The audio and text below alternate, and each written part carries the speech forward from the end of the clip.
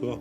Merci d'être venus nous voir à Bordeaux. Merci, mesdames et messieurs, d'assister à cette présentation de la psychothérapie de Dieu chez Odile Jacob. Vaste sujet, une psychothérapie, et donc un patient très important, un patient considérable, un patient invisible, mais un patient présent, très présent. Boris Cyrulnik, vous n'aviez jamais parlé, vous n'aviez jamais fait la psychothérapie de Dieu, ni même tenté de la faire, même si vos patients, d'après ce que je sais, lors de vos nombreuses consultations, donc de consultations dans votre carrière, beaucoup de vos patients vous ont parlé de Dieu, mais je crois que vous ne saviez pas toujours vous adresser à eux sur ce sujet. C'était un peu un sujet délicat. C'était pas un sujet délicat, c'était pas un sujet. Puisque en psychiatrie, en psychologie, on nous apprenait des tas de choses, sauf que beaucoup de gens se font aider par Dieu. Alors nous, comme on avait un diplôme faisant croire qu'on était les seuls à pouvoir aider, vous pensez bien qu'on considérait Dieu comme un concurrent. Alors, mais en fait, cette idée, on aurait dû, j'espère qu'après ce livre, on enseignera aux étudiants que ça existe. Et qu'il faut que nous, psychothérapeutes, médecins, il faut qu'on en tienne compte. En fait, dans les premiers groupes de recherche sur la résilience, j'avais des amis, des collègues qui étaient très croyants. Et l'un, il y avait, je dis leur nom, c'était Michel Manciot, qui était professeur à Nancy, et Vanny Standel, qui était le directeur de l'Institut catholique de l'enfance à Genève, et qui nous disait, mais alors l'un des deux a eu de grosses épreuves, de grosses tragédies dans sa vie, et il disait heureusement que je suis croyant. Et moi j'entendais ça comme un témoignage, mais pas comme une réflexion. Beaucoup de patients ou de connaissances me disaient la même phrase, mais on n'avait aucune réflexion psychologique sur un phénomène profondément humain. Donc c'est en partant au Congo avec l'UNICEF, j'ai rencontré les enfants soldats, et c'était des petits garçons de 10 à 12 ans qui étaient tragiques, maigres, hagards, et tous ces petits garçons, il n'y en avait qu'un qui était mignon comme tout, il ressemblait à mon petit-fils avec des fossettes, sauf qu'il avait la peau noire, mais c'était mon petit-fils en noir. Il était mignon comme tout, et sauf lui qui voulait, c'était un enfant normal, parce que lui, il voulait être footballeur, donc c'était un enfant normal, et les autres qui étaient tragiques, me disait expliquez-moi pourquoi je ne me sens bien qu'à l'église. Aucune réponse possible. On n'avait jamais réfléchi à ça. C'était pas dans nos cours, c'était pas dans les cours de psychologie. C'est-à-dire que c'était un phénomène humain majeur et on n'avait aucune formation, réflexion psychologique. Donc, durant votre formation, vous le dites d'ailleurs, ma formation de neurologue et de psychiatre ne m'avait pas préparé donc à explorer cette piste pour évidemment aider les patients. Beaucoup de patients vous ont parlé de leur bien-être de croyants, leur pratique, vous ont parlé de leur pratique religieuse et du bien qu'elle pouvait leur faire, mais vous étiez jusqu'à présent en difficulté pour comment dirais-je, exploiter cela et leur donner des conseils, évidemment, et même analyser les bienfaits que pouvait représenter à la fois la pratique religieuse et aussi la foi elle-même, puisque les deux sont liés. Avant de rencontrer ces enfants soldats du Congo, que faisiez-vous de ces patients qui vous parlaient de Dieu? Vous leur disiez d'aller voir des confrères, vous leur disiez de persévérer dans leur pratique religieuse. Que leur disiez-vous? Rien. Puisqu'on n'avait pas de formation, on n'y pensait pas, c'était hors sujet. C'était hors sujet. On nous apprenait la clinique psychiatrique, la formation psychologique, la formation neurologique, puisque je suis un archéopsychiatre. J'ai été diplômé d'avant 68, c'est-à-dire qu'on nous apprenait le cerveau et on nous disait maintenant, tu peux faire une psychothérapie. Une quoi? Une psychothérapie. Donc on était formés comme ça. Donc je disais rien, j'entendais ça comme un témoignage. Et aujourd'hui, avec la réflexion que j'ai faite, pas seul, hein, notamment, il y a des chaires de psychologie, la religion. Parce qu'il faut bien préciser que c'est pas l'histoire de la religion. Il y a beaucoup de gens dans la salle qui connaissent la question mieux que moi. C'est pas l'histoire, c'est l'effet psychologique que fait la croyance en un Dieu. Donc, et maintenant, il y a au Québec, à l'Université catholique de Louvain, il y a des gens tout à fait performants qui sont meilleurs que moi, mais ça commence à peine. Donc, je pense que maintenant, ça va faire une discipline. Et donc jamais jusqu'à la rencontre de ces enfants soldats du Congo, on ne vous avait posé on ne vous avait posé le problème de façon aussi nette, aussi émouvante, peut-être aussi forte, aussi nette. Vous avez vraiment eu envie de savoir pourquoi ces enfants qui ne trouvaient de refuge, de repos et je veux dire, de résilience peut-être, en tout cas de secours, de paix, que dans une église, dans un rituel religieux, dans un cadre, le cadre sécurisant d'une pratique ou d'un lieu. C'est ça. C'est-à-dire que comme c'était hors sujet, j'entendais ça comme si un témoignage, mais pas une réflexion. Alors qu'on n'encourage pas, on comprend pas l'effet bénéfique et parfois maléfique, hein, parce que vous avez dit l'effet bénéfique qui est incontestable. Je vais en parler. Mais c'est pas du 100%. Hein. Donc, mais il y avait pas dans mes groupes d'ailleurs. Quand j'ai dit on va faire des groupes de recherche. Alors, les groupes de recherche, d'abord, on les a fait sur la biologie. Alors là, il y avait plein de gens qui voulaient venir travailler avec moi. Sur la psychiatrie, plein de gens. Sur la résilience, plein de gens. Sur la religion. Sur la quoi? Ben, là, on va réfléchir à ça, à ce phénomène. Mais t'es pas fou, non? Tu vas te faire assassiner. Alors ça, c'est un problème. C'est que encore maintenant, si tu cherches à comprendre l'effet psychologique de la croyance en Dieu, tu prends un risque. Encore maintenant, on me l'a dit il n'y a pas longtemps, faut pas toucher à ça. Ça, c'est un problème qu'on va partager. Pourquoi s'il faut pas toucher à ça? Puisque c'est un problème humain. Et que j'étais thérapeute, j'étais médecin. Pourquoi il faut pas toucher à ça?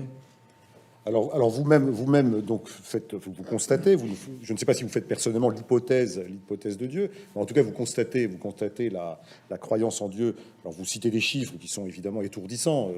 Nous sommes 7,5 milliards d'hommes sur la Terre, d'hommes et de femmes sur la Terre, environ 500 millions, calculez-vous à peu près 500 millions d'athées, et puis le reste de la population mondiale, d'une façon ou d'une autre, donc est impliqué dans une croyance ou un rituel religieux, ce qui fait 14 pour 1. Hein.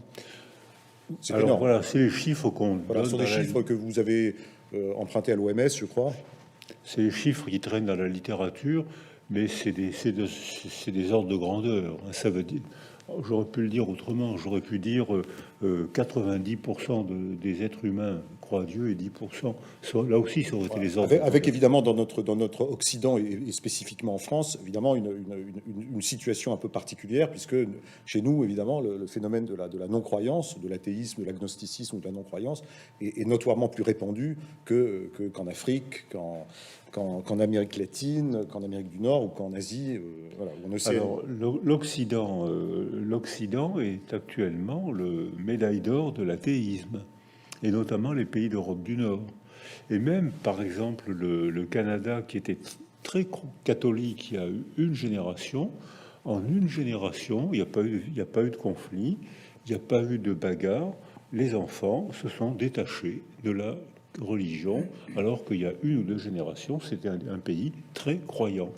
Et on voit le contraire d'ailleurs, depuis que le mur s'est effondré, parce que la religion était combattue de l'autre côté de l'autre, c'était considéré comme c'était interdit. Quand je travaillais en Roumanie avec Violeta Stan, les enfants avaient des blouses dans l'esprit démocratique, pourquoi pas, et ils avaient un numéro sur la blouse.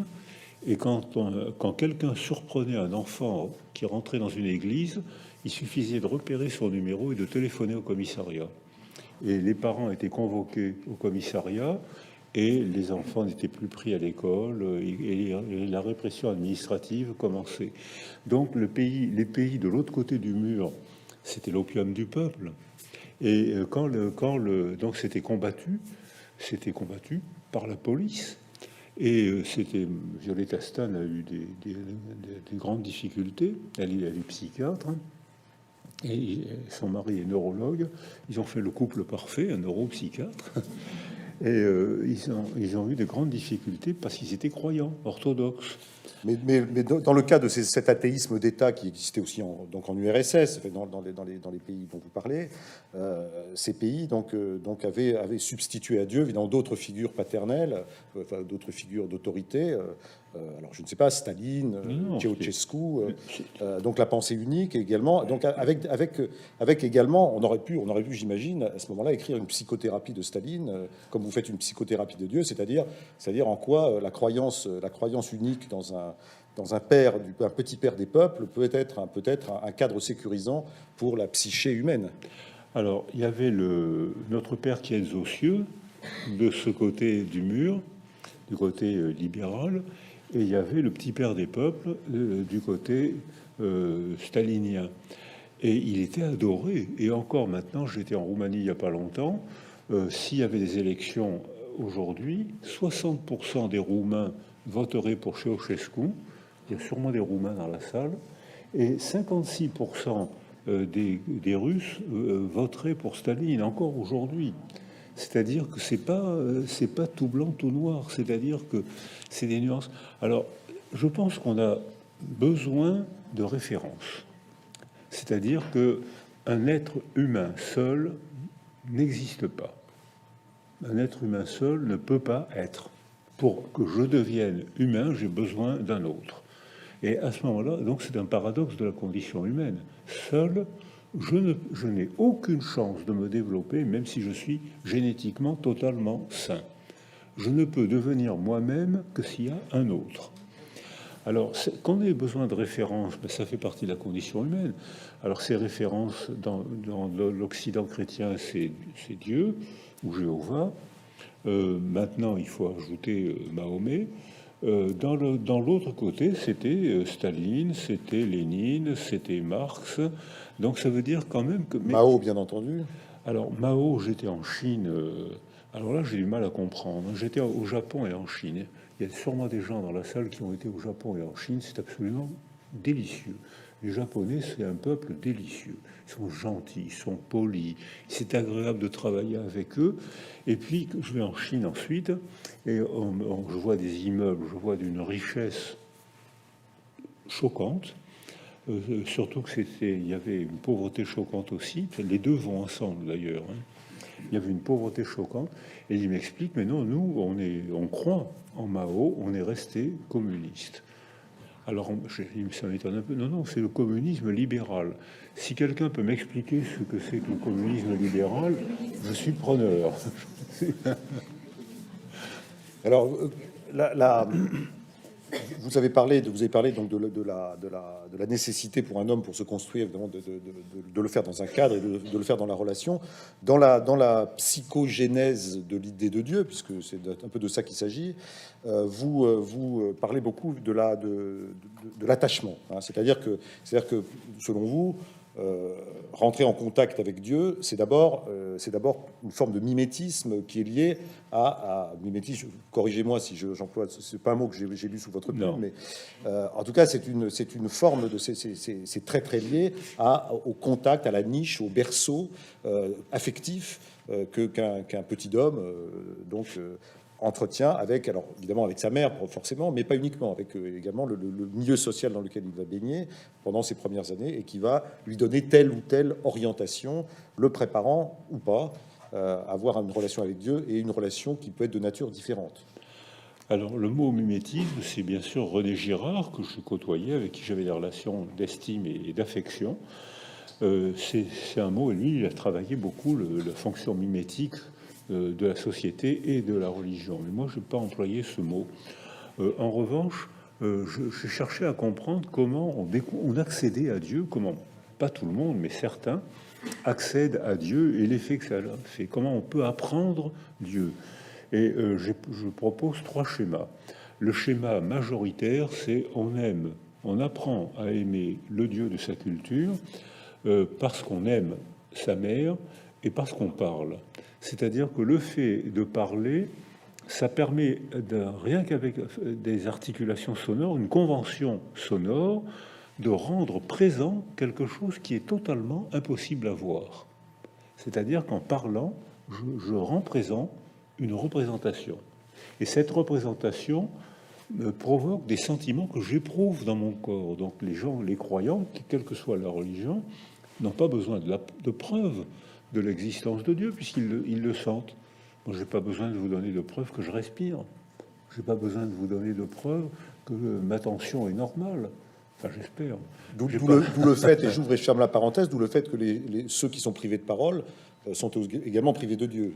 Les autistes ne peuvent découvrir Dieu que quand ils parlent, et les encéphalopathes, il y a 1000 formes d'encéphalopathie. Il y a je vais dire son nom parce qu'il l'a dit en public lui-même, hein. Alexandre Jolien, vous voyez qui c'est?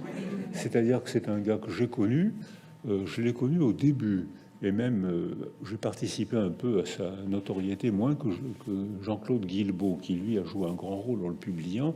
Enfin, je l'ai beaucoup aidé.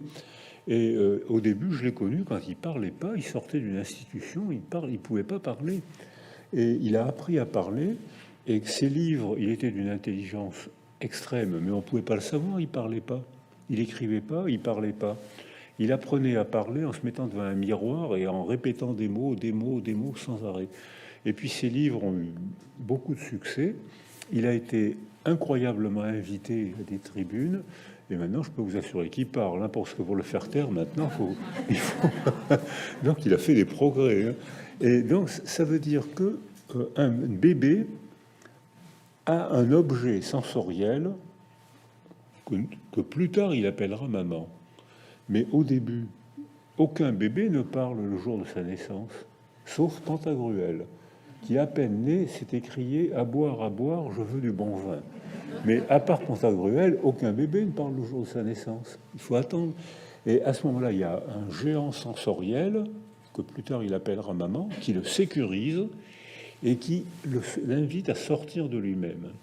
Et quand il parle, c'est-à-dire entre le 20e et le 30e mois, schématiquement, hein, ça dépend des enfants ou des cultures, mais c'est à peu près comme ça, quand il parle, maman, qui transmet la religion, et officiellement dans la religion juive, mais aussi dans d'autres religions, maman lui parle de quelqu'un qu'on ne peut pas percevoir et qui pourtant protège, qui pourtant indique la voie, qui punit si on fait des bêtises et qui structure la représentation mentale de l'enfant. Donc l'enfant apprend à aimer le Dieu qu'aime sa mère. Donc c'est par affection qu'on apprend qu'on s'imprègne du Dieu de maman, puis ensuite de son foyer, puis ensuite de son quartier, puis ensuite de sa culture. Mais ça et alors à l'adolescence, bien sûr, ça se remet en cause. On peut garder la foi de ses parents, elle peut se diluer, comme j'ai pris l'exemple du Canada, mais j'aurais pu prendre l'exemple de l'Italie et de l'Espagne, qui étaient follement chrétiens, croyants, et qui en une génération, ça s'est presque éteint en une génération. Alors ça peut évidemment, ça peut s'expliquer. L'hypothèse que vous faites, c'est que c'est évidemment relié aux besoins de Dieu, c'est-à-dire que dans une culture, j'allais dire, de gens repus, de gens nantis, de gens repus, de gens en paix. Vous avez parlé de société en paix.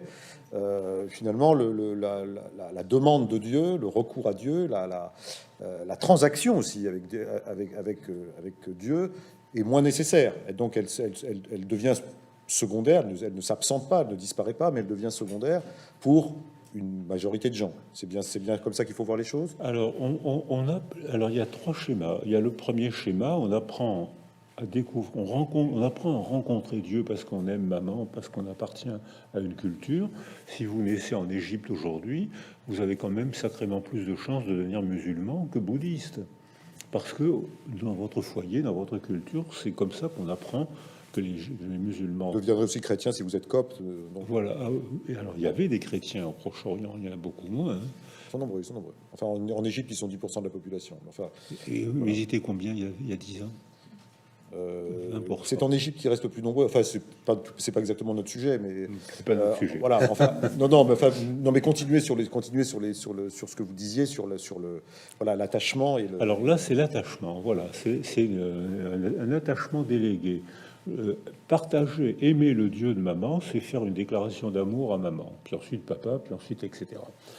Alors ça, c'est pas tellement un besoin, ça c'est le besoin qu'on a tous de s'attacher, puisque on sait maintenant qu'un enfant privé d'attachement arrête tous ses développements psychologiques, affectifs, neurologiques. C'est-à-dire qu'un enfant privé d'attachement, son cerveau s'altère. Et ça, c'est pas une vue de l'esprit, c'est-à-dire que maintenant on le photographie en neuroimagerie, en scanner, on photographie qu'un enfant privé de liens affectifs a une atrophie des 2 lobes préfrontaux et des 2 circuits limbiques, c'est-à-dire les circuits de la mémoire et des émotions. Donc c'est pas une vue de l'esprit, on le photographie, et même quand on est spécialiste, on mesure l'importance de l'altération. Mais on peut mesurer aussi les facteurs qui permettent la résilience, c'est-à-dire la reconstruction du système nerveux qui a été abîmé par la privation affective. Donc c'est tout à fait important d'aimer maman, d'aimer le Dieu qu'elle aime, d'aimer l'homme qu'elle aime, qu'elle appelle papa. Statistiquement, c'est le père, mais c'est pas 100%. Donc ça veut dire que ça fait partie, ça structure l'affectivité et ça solidarise le groupe. Donc on n'a pas, c'est le besoin, on le ressent pas comme un besoin, c'est pas une urgence. Voilà, j'ai mal dit, c'est pas une urgence. Ça vient en soi comme ça, parce que alors quand le mur s'est effondré, il y a eu un retour de Dieu urgent en Pologne. Et il n'y a pas eu de retour de Dieu en Tchécoslovaquie. C'est le pays le plus athée d'Europe. Hein, qui est un des pays... La Tchéquie aujourd'hui, puisque là... Oui, la Tchéquie. Voilà. Mais le plus athée d'Europe, c'est le Danemark. 14% des Danois pensent qu'un Dieu existe. 14%. Les Tchèques, ça doit être 17%. J'ai pas le temps de lire mon livre, je suis tellement... Et alors les autres, Boris Cyrulnik, sont dans une sécurité affective, sociale, politique, psychologique, telle que aucun besoin de recours sécuritaire à un Dieu qui les cadre, qui les rassure, auquel il pourrait poser des questions et duquel il pourrait obtenir des réponses, n'est nécessaire. Alors, c'est fluctuant. Alors ça, la structure religieuse est fluctuante, et la structure des croyances est fluctuante aussi. La preuve, c'est que tous les croyants disent, il y a des moments où je doute, il y a des moments où j'ai moins besoin de Dieu, il y a des moments, au contraire, où j'en ai très besoin. On en a tous besoin après un deuil. Quelle que soit notre religion, il n'y a pas une seule culture sans rituel du deuil. Après, quand ça m'est arrivé il n'y a pas longtemps, où j'ai perdu une amie que je connaissais depuis qu'on était étudiant, et elle est partie. Elle était chrétienne orthodoxe. J'ai heureusement qu'il y avait ce rituel, parce que j'aurais été très malheureux qu'on ne lui dise pas adieu. Adieu. Or, comme elle était... Heureusement... Alors, il y avait aussi... Je m'occupais d'un centre, Château-Vallon, un centre culturel, et une employée a perdu son fils de 30 ans. Je connaissais pas le fils. Moi, j'étais pas touché. J'étais touché parce que c'était le fils d'une employée. Donc, pour la soutenir un peu, j'ai été à l'enterrement du fils. Les parents étaient bien sûr terrifiants à voir, tellement ils étaient malheureux. Et puis, j'ai dit des bêtises, mais j'étais pas touché. Et puis, 3 chanteurs corses sont arrivés. Méfiez-vous des Corses. Ils ont un tel talent qu'ils ont chanté a cappella. Tout le monde s'est mis à pleurer. Et le fait de pleurer, ça a soutenu les parents qui étaient affreusement malheureux, bien sûr. Mais comme on pleurait tous en même temps, même moi qui je connaissais pas ce gamin, je le connaissais pas. Et ils m'ont vu avec les larmes. Mes larmes les ont soutenues. On a inventé un rituel spontané parce qu'il y avait une église, parce que pour mon ami, il y avait un rituel orthodoxe. Alors les orthodoxes, au point de vue opéra, ils font fort. Hein. Là, vraiment, alors là, les couleurs, les chants, les encens, c'est magnifique. Là, ils n'ont pas peur d'être discrets. Hein. Il y a d'autres... Mais c'était beau. Et surtout, c'était un besoin... Mais c'était pas une urgence. Alors donc la pratique religieuse, donc dans le cadre d'un deuil, mais dans d'autres circonstances, la pratique religieuse et la foi elle-même, donc sont des réconforts, sont d'une certaine façon des médecines de l'âme. Mais vous allez beaucoup plus loin puisque vous dites que la pratique religieuse, l'évocation de Dieu, le recours à Dieu, a des effets sur le psychisme. Et alors vous m'avez même dit, c'est même pire que ça, entre guillemets, pire que ça, ça modifie le fonctionnement même du cerveau. Alors expliquez-nous un peu comment ça marche, parce que quels sont les mécanismes qui font que penser à Dieu, s'adresser à lui, partager un rituel religieux avec d'autres croyants ou non croyants, en quoi est-ce que ça peut modifier mon psychisme, en quoi ça peut interagir avec la façon dont mon cerveau peut fonctionner. Ça vous paraît étonnant? Non, mais enfin, je suis curieux de savoir peut-être comment ça marche. Par quel voilà, mécanisme très concret ça passe. Beaucoup de gens sont étonnés par ce que j'ai écrit plusieurs fois. Alors, je l'ai écrit volontairement. Je n'ai pas voulu faire un chapitre de neurologie de la croyance en Dieu parce que, d'abord, ça aurait été un peu trop austère. Et puis ensuite, parce que j'ai eu des publications qui parlaient de la zone cérébrale de Dieu. Il n'est pas question de ça du tout, hein, pas du tout. Mais il est question de montrer de manière très facile à comprendre que une représentation modifie le métabolisme. Si je vous insulte, je fais une représentation verbale. Et vous allez pâlir de colère, votre tension va monter parce que la représentation verbale de mes mots vont vous choquer et modifier votre métabolisme. Si je vous fais un compliment, vous allez rougir. C'est-à-dire que... De plaisir. De plaisir, évidemment. C'est-à-dire que c'est une autre représentation qui va provoquer la sécrétion d'autres substances qui vont dilater vos cerveaux, vos vaisseaux, vos joues, vos cerveaux, et qui vont vous faire rougir. Donc c'est une banalité, et ça on l'a tous vécu, ça. Donc on voit qu'une représentation verbale, une représentation agit sur le corps. C'est donc une grande banalité, ça. Mais maintenant, avec la neuroimagerie, on peut le voir à l'intérieur du cerveau, c'est-à-dire que on peut voir comment une représentation modifie la manière dont le cerveau fonctionne. Par exemple, si vous avez il y a eu des expérimentations qui ont été faites essentiellement par Eleanor Maguire à Londres et par Mario Beauregard à Montréal, qui sont tous les deux spécialistes en neuroimagerie. Et le dispositif d'observation est très simple. Monsieur, madame, vous croyez en Dieu? Oui. Est-ce que vous voulez mettre votre tête, votre corps dans cette casserole? La casserole, c'est un énorme truc qu'on appelle un scanner, une résonance magnétique nucléaire, un truc énorme. J'en ai passé un. Ça fait un peu de bruit, mais c'est pas toxique, c'est pas dangereux. Et puis, monsieur, madame, vous êtes croyant, installez-vous dans la casserole. Monsieur, madame, vous n'êtes pas croyant, installez-vous dans cette autre casserole. Vous avez eu des moments difficiles dans votre vie? Oh oui, j'ai été collé au bac, j'ai beaucoup souffert.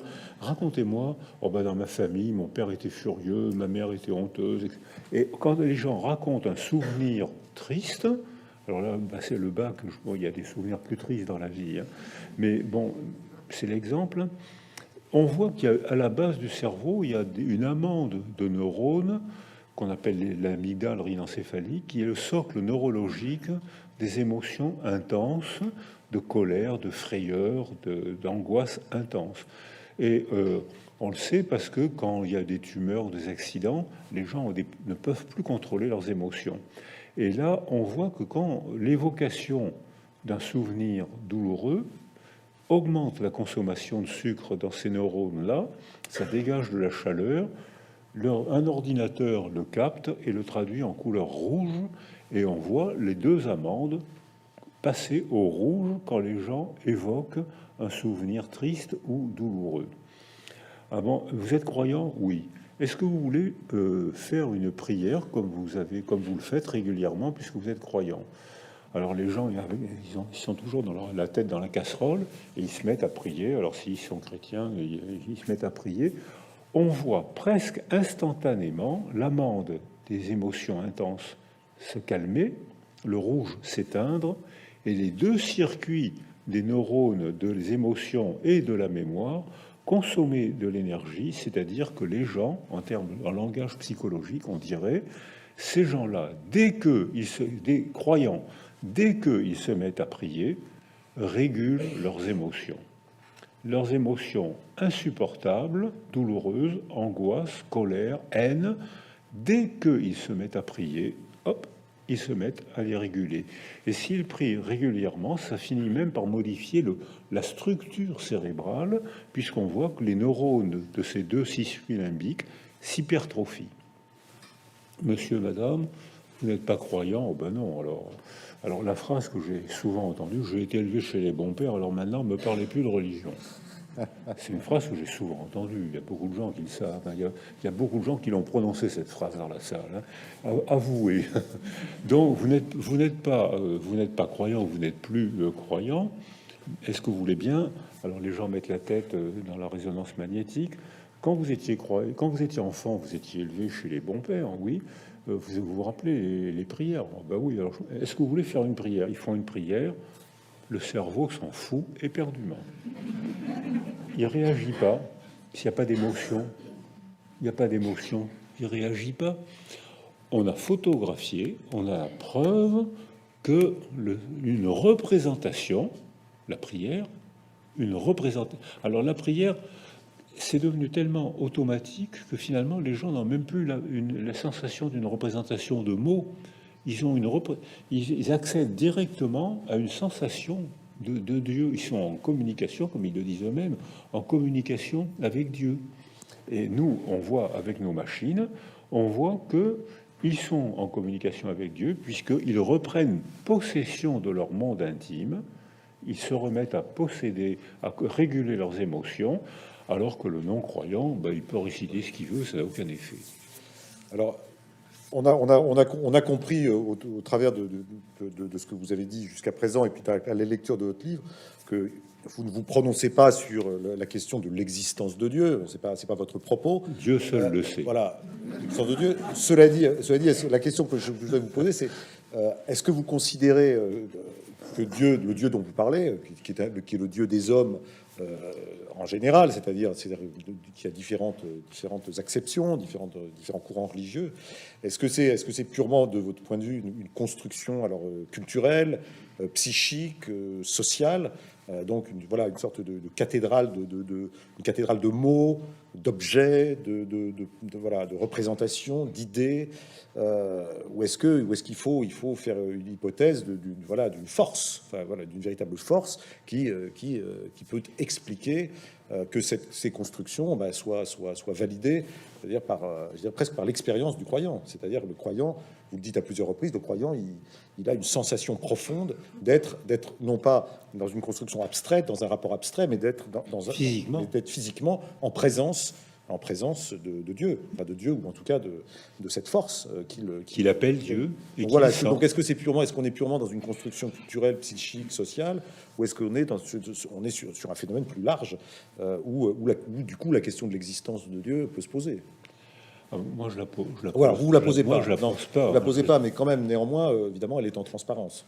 Oui, mais c'est pour celui qui cherche l'existence de Dieu. Mais là, moi, je réponds pas. Je me suis même pas posé la question. C'est-à-dire que c'est un livre sur l'effet psychologique de la croyance en un Dieu. Mais je me prononce pas sur il existe, il n'existe pas. En revanche, votre question, alors la cathédrale de mots, ça c'est bien. Je vous citerai. Je vais la replacer, mais c'est une belle expression. Mais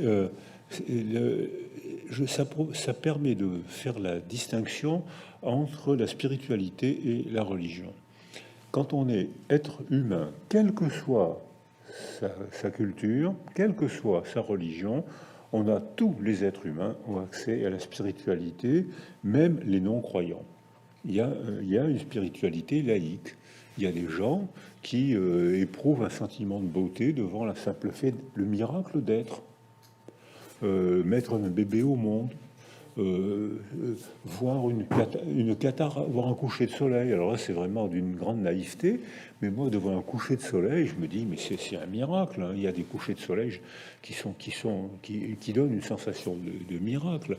Donc, je pense que nous, êtres humains, on a inévitablement un jour un sentiment de spiritualité, quelque chose. C'est incroyable qu'on soit sur Terre. C'est pas possible, c'est incroyable.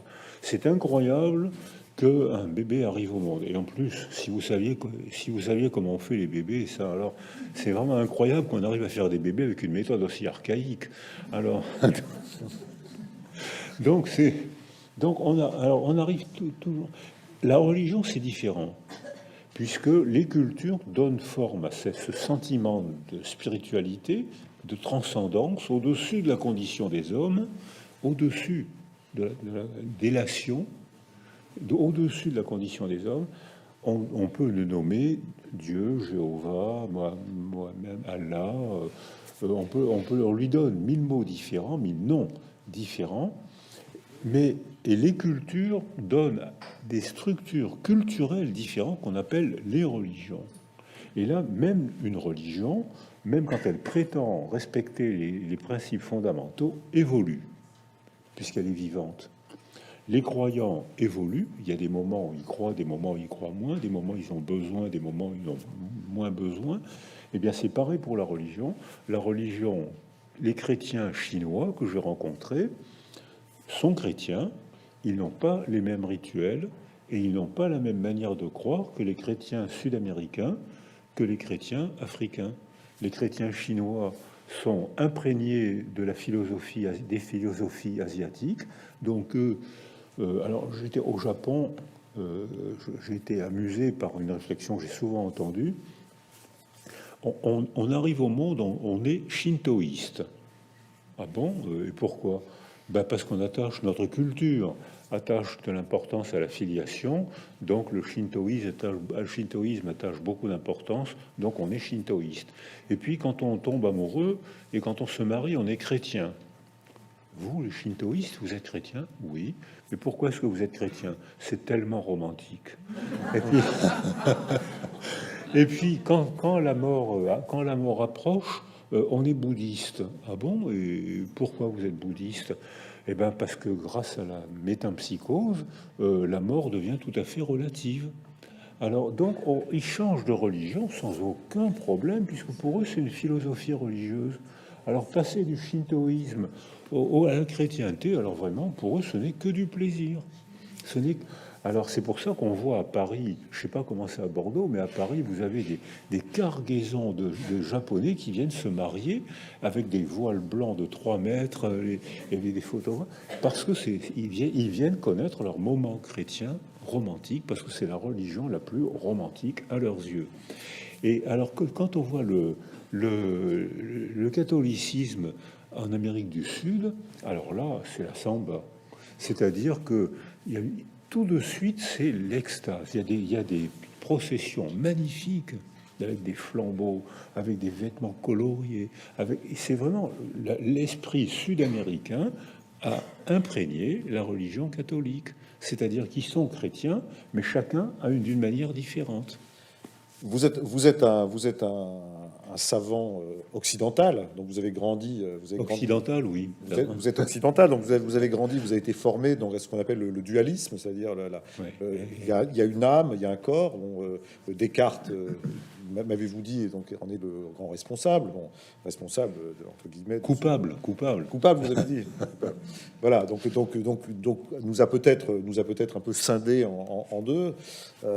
Voilà, donc est-ce que vous écririez la même chose si vous étiez un savant japonais, un savant africain, ou disons venant d'une culture, d'une ère de civilisation où on n'a pas la même tendance à séparer radicalement l'âme du corps, où on les conçoit peut-être de façon un peu plus soudée l'une à l'autre. Est-ce qu'à ce moment-là, on peut écrire la même psychothérapie de Dieu? Est-ce que c'est pas plus facile de faire une psychothérapie de Dieu quand on est dans une civilisation qui ne sépare pas autant l'âme du corps? Alors, je pense que on peut écrire la psychothérapie de Dieu si on lit Spinoza. C'est-à-dire si on pense que le corps et l'âme, c'est la même chose. Le corps est sacré, il produit l'âme qui modifie le corps. C'est amusant ce que vous dites, parce que Frédéric Lenoir, que je ne voulais pas citer, vient de publier un livre sur Spinoza. Qu'est-ce qu'il est spécialiste bien, des religions, vient d'écrire sur Spinoza. C'est un hasard. Non, c'est un gars, il est remarquable. Oui, voilà. Alors, non, alors qu'on peut, si on lit Spinoza et si on est convaincu par les arguments de Spinoza, je pense que quand on est médecin, neurologue, psychiatre, comme je l'ai été pendant toute ma vie, je ne le pratique plus, je suis formé comme ça, je pense que on est facilement spinoziste. Alors, Descartes a marqué la culture occidentale de manière bénéfique et de manière maléfique. En séparant le corps et l'âme, il a rendu service à la science dure, à la physique, à la chimie et à la médecine expérimentale, puisque grâce à Descartes, on a pu faire des autopsies et découvrir comment un corps fonctionnait.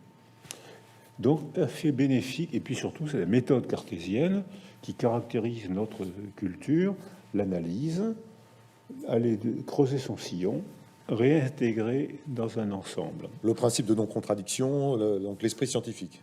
L'esprit scientifique. Merci Descartes. Pas merci Descartes pour la psychologie, puisque pour Descartes, la psychologie n'a pas de substance. L'âme n'a pas de substance et n'a pas d'étendue. Donc comment on peut faire une étude scientifique de quelque chose qui n'a pas de substance, qu'on ne peut pas manipuler, on peut pas faire de population, on ne peut pas disséquer, on peut qu'y croire. Alors donc là, Descartes a empêché, a retardé le développement de la psychologie scientifique. Il croit à l'homme-machine, Descartes. Alors il croit en l'homme-machine, il croit en l'homme-machine, et surtout, donc il croit en la machine. Homme et animal, ou animal et animal. Donc, comme on peut pas disséquer, on peut disséquer un homme, mais seulement quand il est mort. En revanche, on peut disséquer un animal et le faire mourir en le disséquant. Donc, cette cruauté cartésienne a rendu service aux êtres humains, puisque ça a fondu. Ça a fondé, oui. Fondé, c'est un lapsus. S'il y a des psychanalystes dans la salle, ça reste entre nous. Ça sort pas de la salle. Hein. Fondu. Ça a fondé. Ça a fondé l'esprit scientifique. Mais alors j'ai des amis philosophes qui me disent, mais non, Descartes, c'est aussi le fondateur de la psychosomatique. Tiens, j'ai pas lu ça comme ça. Et ils m'ont envoyé des pages de Descartes, que sûrement des gens dans la salle connaissent, où on voit que l'âme, sans substance et sans étendue, donc non observable, non manipulable, est amarrée au corps par la bite de l'épiphyse. La bite, c'est un terme de marine, hein, à quoi vous avez pensé là. C'est-à-dire que comment on peut amarrer quelque chose qui n'a pas de substance? Comment on peut l'amarrer à la matière? Ça me paraît totalement... C'est pas ce qu'il appelait la glande pinéale? C'est la glande pinéale.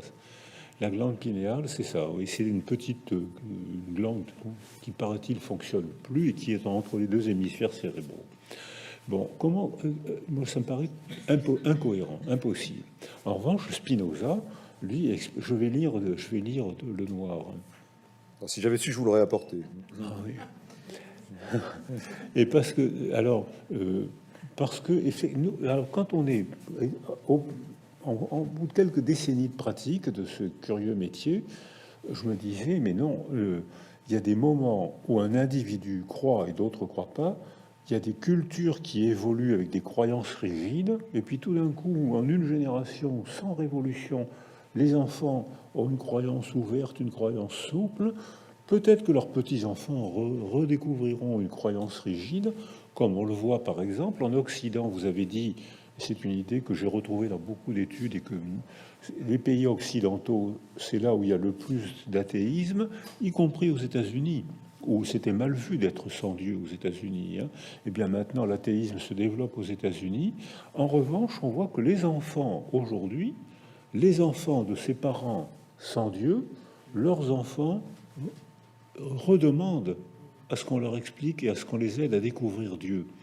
Alors on voit des petits chrétiens dont les parents étaient très décontractés, et les petits c'est les enfants qui demandent à ce qu'on leur explique le catéchisme beaucoup mieux.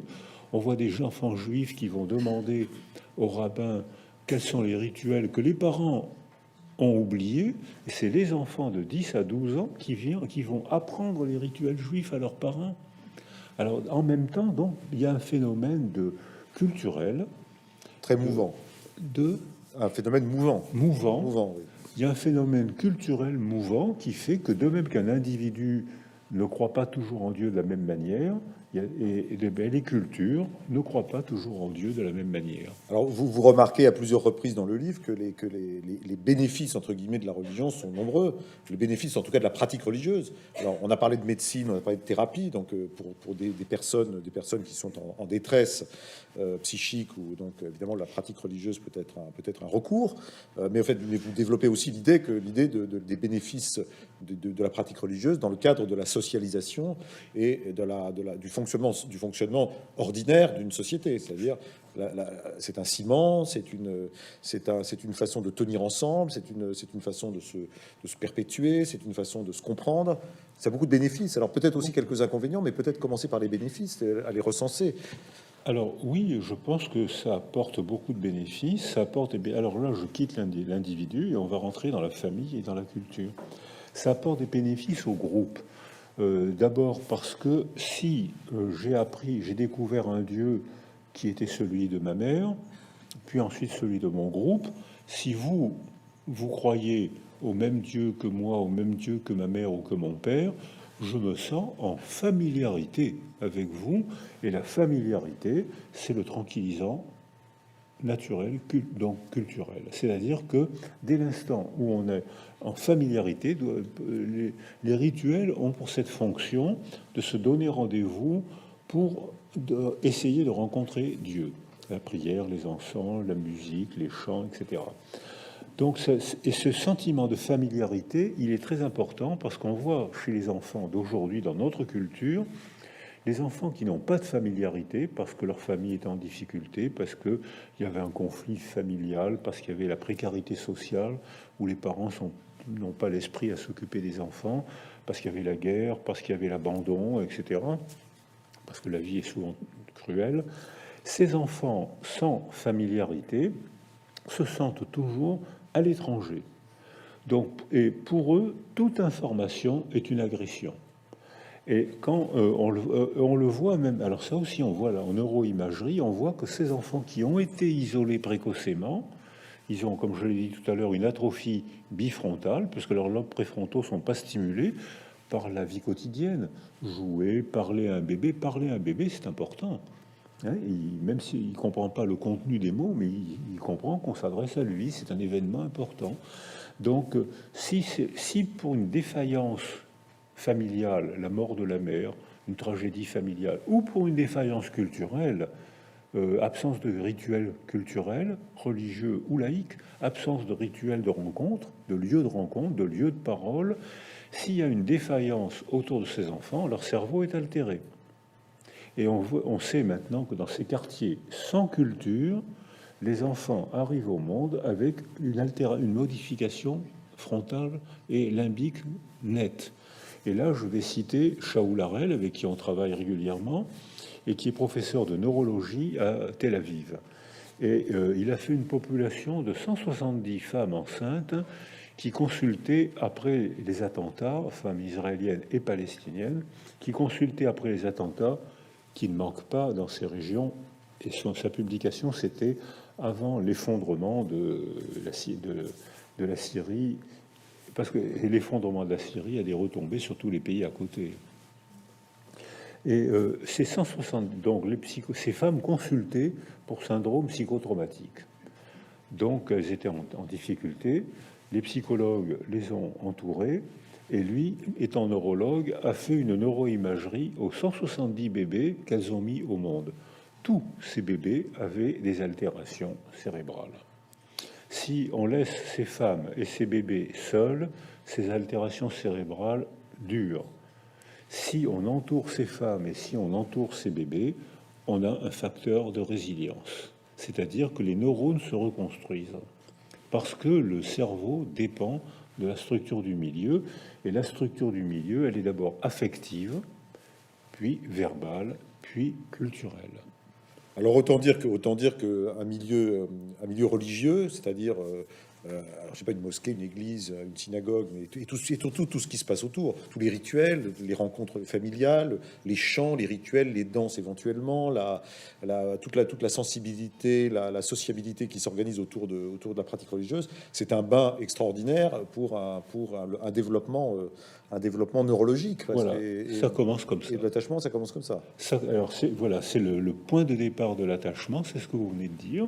Donc, si un enfant a autour de lui tout ce que vous venez de dire, alors il y a des maladies génétiques, mais enfin, c'est une naissance sur 30 000.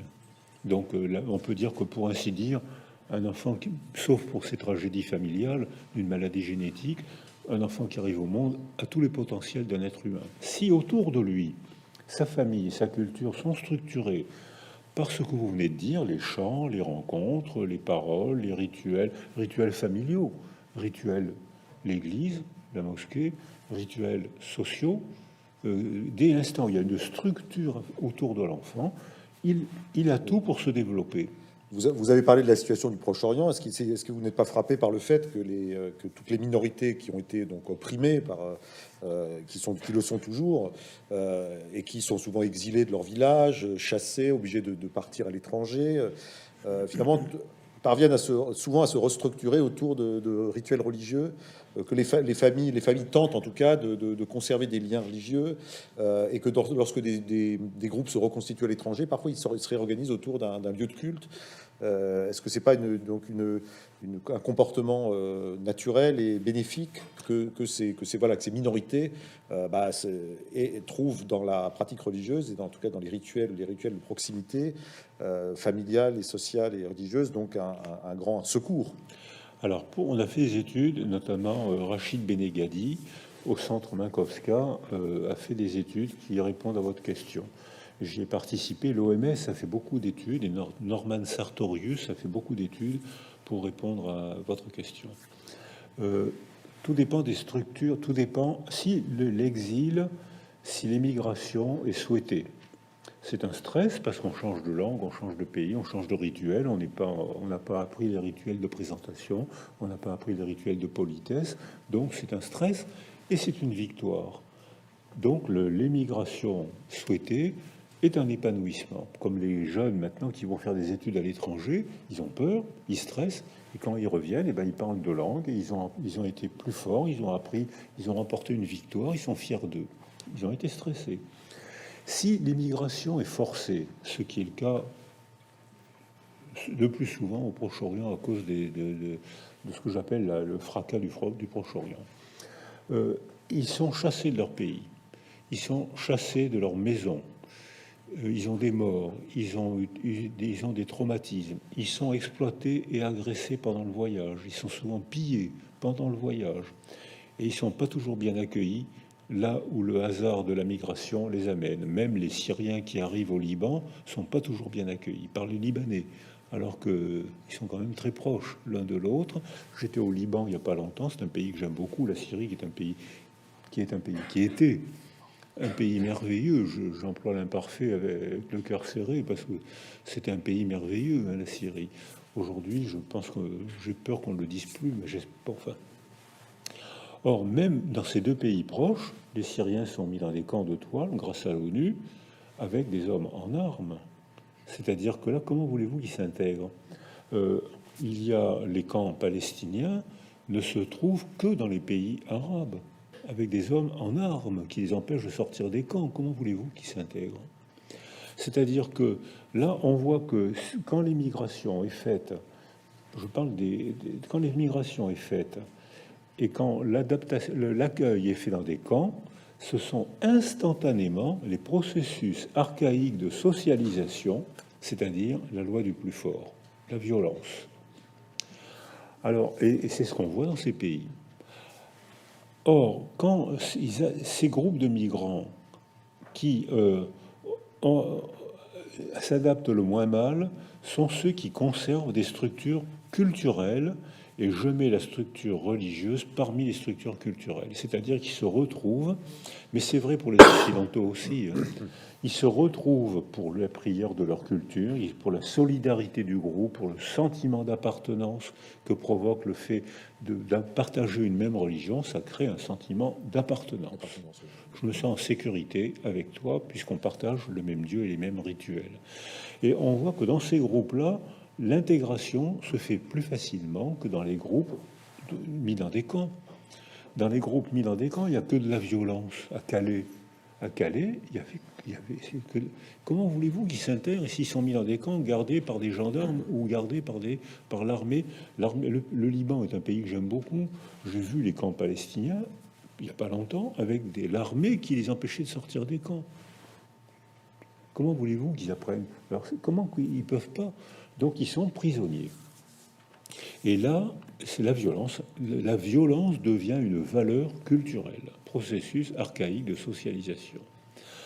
Alors, on sait que maintenant que Michel Tousignan, qui savait que vous poseriez cette question aujourd'hui, a fait une étude sur les Indiens qui ont été chassés du Pérou par un dictateur. J'ai oublié son nom parce qu'il y a une cascade de dictateurs. Et il y a un magasin de Pérou à Bordeaux avec de jolis. Oui, la Maison du Pérou, rue Saint-Rémy. La Maison du Pérou, il y a de jolies choses. Et puis,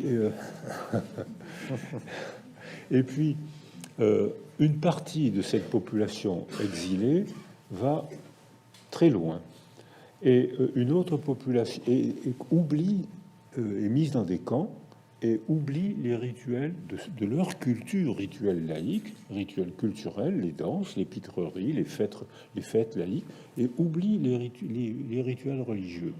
Un autre groupe reste près de la frontière, protégé, et garde ces rituels laïques, ces rituels sportifs, ces rituels de guitare, ces rituels et ces rituels religieux. C'est pour ça que j'englobe tout dans le mot culturel. Oui, oui.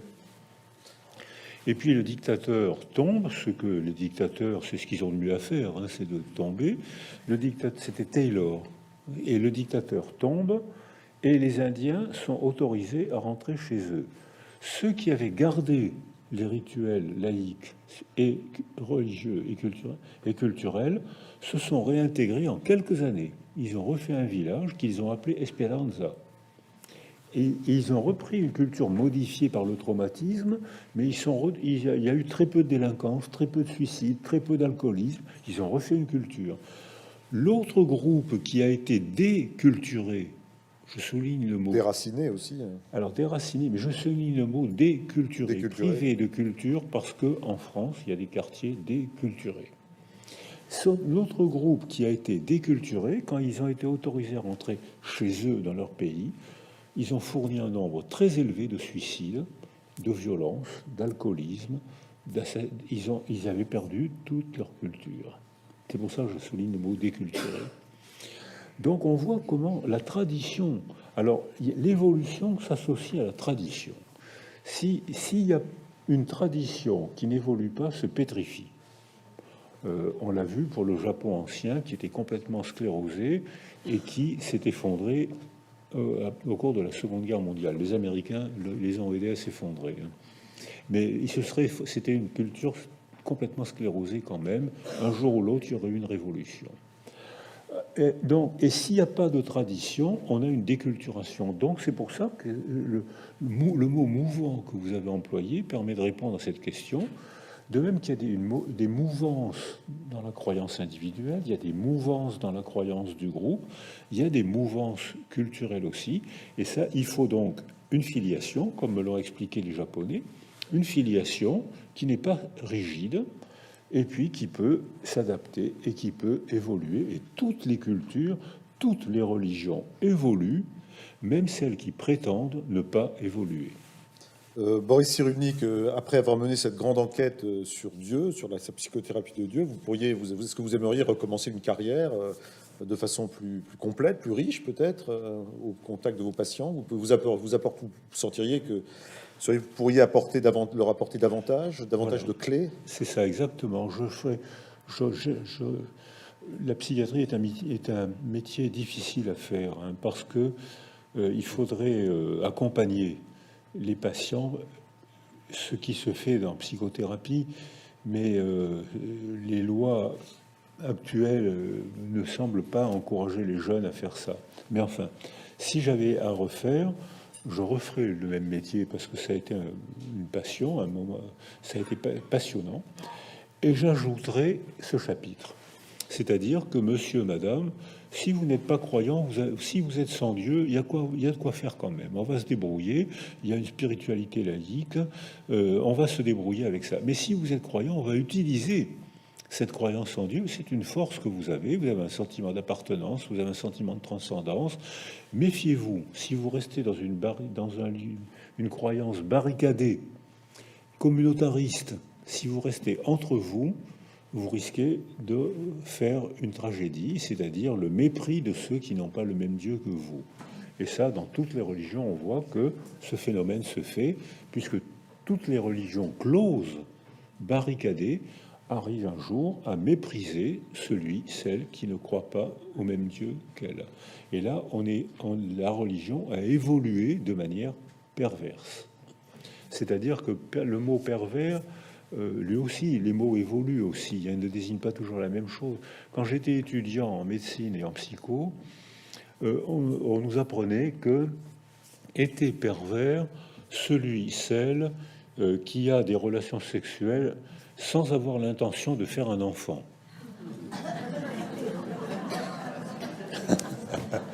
Donc, succès garanti. Qu'est-ce qu'il y a comme pervers à Bordeaux, hein?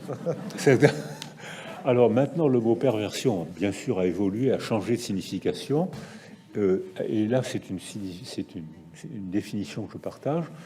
Et appelé pervers celle qui vit dans un monde sans altérité, qui vit dans un monde sans autre. Un seul Dieu existe, le mien. Vous n'avez pas le même Dieu que moi, vous méritez la mort. Vous êtes un mécréant, vous êtes un malcroyant. Donc si vous mourrez, c'est moral, c'est plutôt bien, je suis plutôt content. Je viens de tenir un raisonnement pervers. Je suis content de votre souffrance. Je viens de tenir un raisonnement sadique. Votre souffrance m'amuse et me fait plaisir. Je viens de tenir un raisonnement sadique.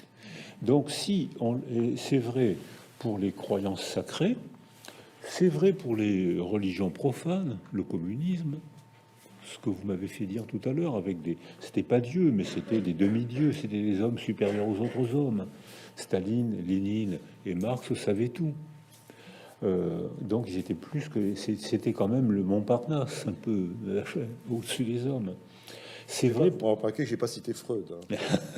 C'est vrai pour Freud aussi.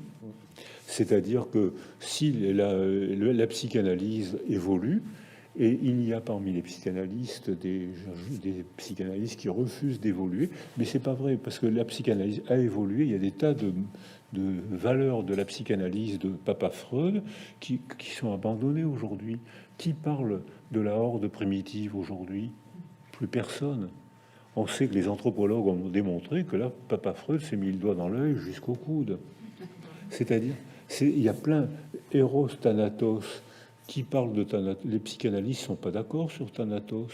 Il y a plein de mots où la psychanalyse a évolué. On en parlait la semaine dernière, il y a 15 jours, avec Elisabeth Roudinesco, qui est venue présenter ici même un dictionnaire amoureux de la psychanalyse. Cela a été dit. Je vais clore les débats, vous permettre donc à remercier d'abord Boris Cyrulnik pour cette intervention.